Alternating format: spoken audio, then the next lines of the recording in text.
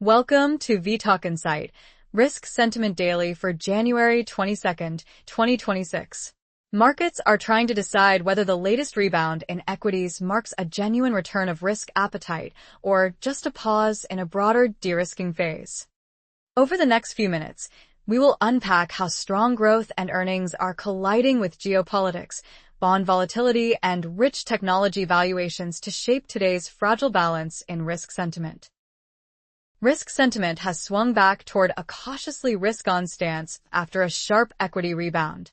The S&P 500 just logged a broad-based advance, with all 11 sectors in positive territory and more than 4/5 of stocks higher, while major indices like the Dow and Russell small caps posted outsized gains. Volatility has eased from the spike seen earlier in the week, but it remains meaningfully above recent lows, signaling that investors are adding risk selectively rather than rushing to rebuild exposure. Under the surface, this is far from an all clear. Gold and silver sit at new all-time highs even as equities rally, and flows into precious metals highlight ongoing demand for insurance against geopolitical and policy shocks. At the same time, major cryptocurrencies have suffered double-digit declines, underscoring how quickly risk appetite can evaporate in more speculative corners. In Europe, equity markets are trading with low conviction and light volumes, and many investors are explicitly waiting for signals from upcoming political speeches before committing more capital. Positioning data point to neutral risk stances across many discretionary investors and sectors. Compared with the decisively risk-off tone earlier this week, when a global bond sell-off and mounting Europe trade frictions dominated, today looks more balanced. Strong U.S. data, solid earnings, and an ongoing AI investment boom are encouraging dip buying in equities and cyclicals. Yet markets are still not fully pricing low probability, high-impact risks around geopolitics and policy. Many expect further episodes of equity volatility and potential drawdowns before any lasting resolution on tariffs or security disputes. That leaves overall sentiment cautiously risk-on, but highly sensitive to the 3 bullish and 3 bearish forces we will now unpack. A central support for risk appetite is robust U.S. growth and earnings. Recent data show core inflation running around 1.5% over the past 3 months, while fourth quarter GDP is tracking above 5%, a rare combination of strong activity and subdued price pressure. Corporate America is leaning into this backdrop. CEO confidence remains high, with ongoing capital raising, investment, and deal activity, even against a noisy macro and political environment. The current earnings season is reinforcing that strength.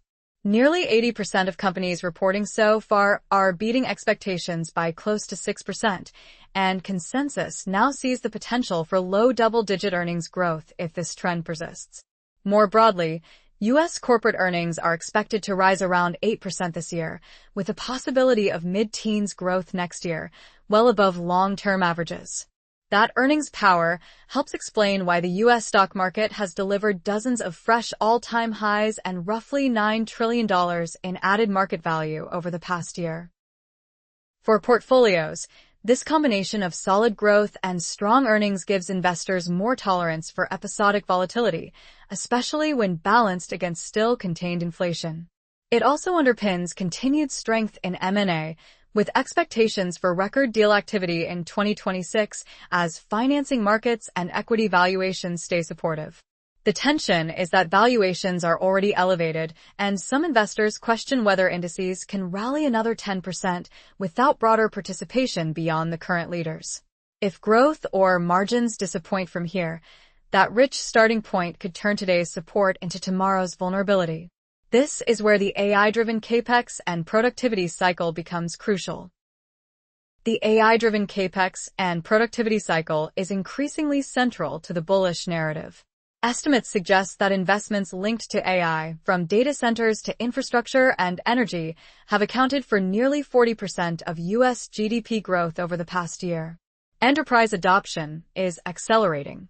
One leading AI provider has seen its internal revenue targets jump from hundreds of millions to the multi-billion range over just a couple of years, while another now counts more than 1 million businesses on its platform. This surge is spilling into the physical economy. Hyperscale cloud and AI operators are driving substantial, highly customized demand for networking and semiconductor hardware, keeping capital expenditure elevated across the technology supply chain. On the power side, one major gas turbine manufacturer has nearly doubled its order backlog over 12 months to around 80 gigawatts, with hyperscalers expected to represent roughly a quarter of its orders by 2026. Copper prices at record highs and continued tightness in supply further underline the infrastructure intensity of this AI build-out. For markets, the promise is a multi-year productivity boost that could justify higher earnings and valuations for parts of tech, industrials, and energy. Early-stage companies addressing semiconductor bottlenecks or power constraints may also emerge as new leaders. However, there is a significant timing mismatch risk. Investor enthusiasm for AI is already extreme, while the full productivity gains may take years to materialize. If near-term results fall short, the same theme that underpins today's growth optimism could become a source of volatility. That dynamic is one reason why financial innovation and private capital flows are playing such a prominent supporting role. Financial innovation and private capital strength are another important bullish driver. Global M&A activity has rebounded sharply, with deal volumes up around 40% year-on-year and expectations for record levels in 2026 as financing markets improve. Private credit has been a key enabler. Deal activity in that space surged about 80% year-on-year in the fourth quarter, and institutional fundraising for new private credit vintages is running more than a third above prior levels, even after negative headlines in late 2023. On the market structure side, tokenization and digital assets are moving from concept to implementation. A proposal from the New York Stock Exchange to offer round-the-clock trading in tokenized securities, if approved, could expand access to global investors and compress settlement times from days to near instant across asset classes. Recent U.S. regulatory clarity around stablecoins and broader crypto market structure is also encouraging more traditional financial institutions to engage. If a comprehensive bill passes, banks are widely expected to participate more fully in digital asset markets, potentially deepening liquidity. Taken together, robust private credit, strong M&A pipelines, and evolving tokenized trading venues signal that risk capital is not retreating, it is being rechanneled. This helps cushion public markets during bouts of volatility and offers alternative funding paths when banks or bond markets are constrained. However, these innovations are not risk-free. Policy uncertainty remains high, and sectors in the political crosshairs, such as parts of consumer finance and institutional housing, face headline and regulatory shocks. That brings us to one of the main constraints on risk appetite: geopolitics and trade war escalation. Geopolitics and trade war escalation remain the dominant bearish force. Multiple voices now describe the post-war global order as breaking down, with rising tensions across flashpoints from the Arctic and Greenland to the Middle East and Eastern Europe.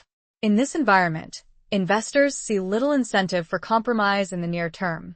Some expect geopolitical tensions to worsen before they improve, and even argue that a significant correction in equities and bonds may be needed before policymakers feel compelled to seek diplomatic off-ramps. The U.S.-Europe relationship is a particular source of uncertainty. Escalating tariff threats tied to disputes over Greenland have already led the European Parliament to suspend progress on a new trade agreement, and there is growing talk of retaliatory measures covering tens of billions of dollars in transatlantic trade. European negotiators are linking security questions, including Arctic and mineral rights, to tariff discussions, complicating talks and increasing the risk of miscalculation. Businesses now face shifting tariff regimes, higher compliance costs, and the potential for disrupted supply chains. For markets and portfolios, this backdrop translates into higher risk premia, especially for export-oriented sectors, European cyclicals, and globally integrated supply chains. Gold's record levels and the underperformance of more speculative assets reflect a bid for safety that runs alongside, rather than replaces, equity exposure.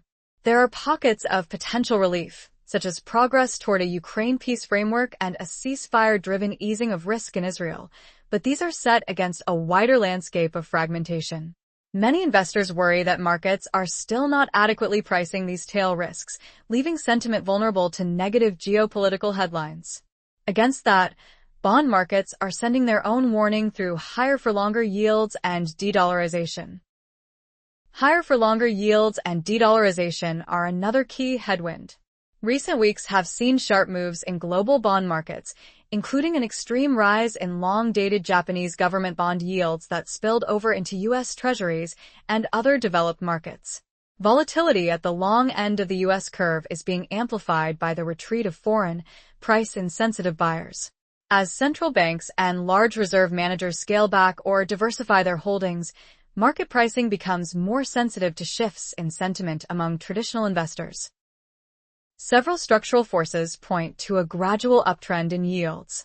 The end of the global monetary easing cycle, ongoing quantitative tightening, and persistent fiscal deficits are expected to push term premia higher over time, reversing the low-yield regime of the 2010s.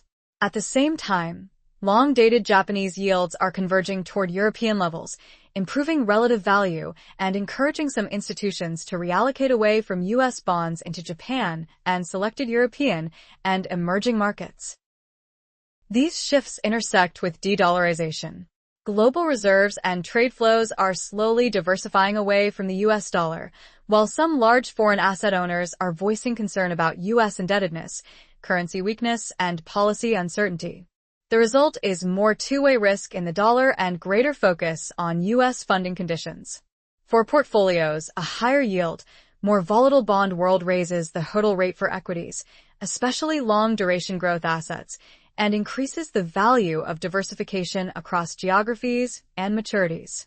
Nowhere is that tension more visible than in technology and AI, where leadership is powerful but valuations and concentration risks are increasingly acute. AI and tech valuation risks are the third major bearish driver. The sustainability of the equity rally is increasingly reliant on a narrow group of large-cap technology names, with the bottom few hundred S&P constituents collectively matching the size of a single AI leader. Within tech, dispersion is stark.